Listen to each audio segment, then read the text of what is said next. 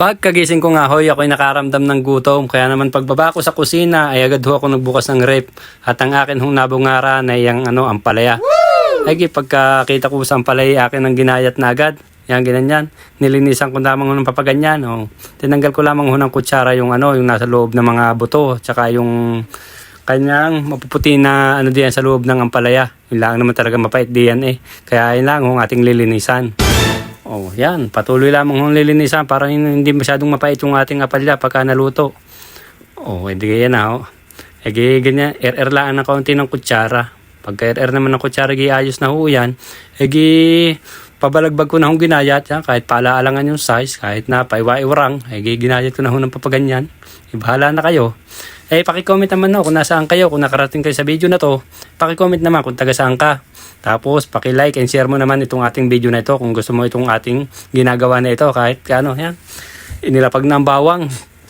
Nilapag ko na ang bawang. Tapos, saka ako pinisa ng paganyan. Pinisa-pisa. Pinirat na ng pinirat. Kaya naman na pipiratin din lang. Para madali hong kuhanin ng balat. Dapat ganyan. Pipiratin muna ng papagayaan. Para madaling talupan. Pagkatapos ginayat na lang ng maliliit. Maliliit lamang ang gayat niya para hindi masyadong sumabit sa ating mga naglalakihang siwang ng ngipin. Ika nga. Tapos inilabas na rin noon jambong sibuyas. Kalahati lang naman ng aking kinuha. At mahirap naman pagka sobrang dami. Baka mangumuin na sa bunganga eh. Oh no! Tapos iniwa lang sa gitna. Tapos iniwa ko uli ng payon. Paiwa-iwarang na lamang ako ng size. Ganyan lamang paggagayat ng sibuyas. Hindi kakadali. Kulay puti nga palang sibuyas ang gamit ko. Tapos ang 2 jumbo na kamatis naman hong aking nilabas. Ating uubusin na. At yan baka mabulok lamang sa pagka ating pinabayaan pa.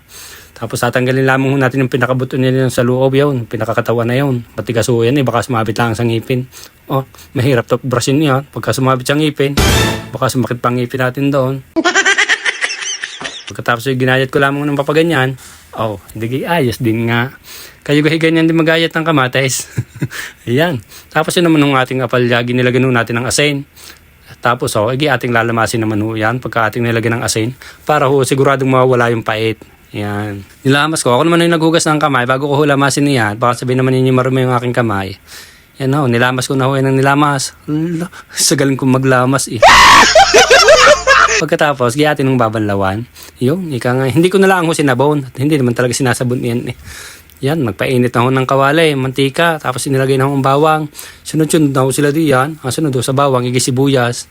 Yan, hinalu-halo lang ng kaunti. Tapos maya-maya ilalagay ko na rin diyan ang ating kamatis. 2 jambong kamatis yan eh. Tapos maya-maya, pagka medyo paluto na yung ating kamatis, ilalagyan natin ng pampalasa. Yan, paminta.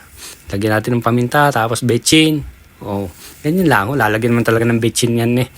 Tapos maya pa, buburbura na rin ng konting asin. Kaya naman lamang ang asin. Tapos lalagay na rin natin din yung ating nilamas na apalya. Yung ampalaya na yan. Nilamas-lamas ko yan eh. Tapos nilagyan ko yan ng 4 na itlog. Ako nakakita sa rep. Yan yung 1 dekada na sa rep ko. Butit hindi pa nasisira. Nilagay ko na At yan nga mga bossing, ang ating ampalaya. Ginisang ampalaya. Maya pa iluto na yan. Ayos na ulasan yan eh. Tingnan naman ninyong itsura mga lods, mga bossing. Ganyan din kayo magluto ng ampalaya na may itlog. Kung gusto mo naman ito, baka pwede mo namang i-like, i-share. Yan na, ang itsura. Paano? Tayo kakain na. Yan nga pala, may kapartner pa, hindi lamang yan. Tingnan ninyo kung anong kapartner niya. Ito na nga mga lods, may kape, may tuyo. Yan, tara, kain tayo mga lods.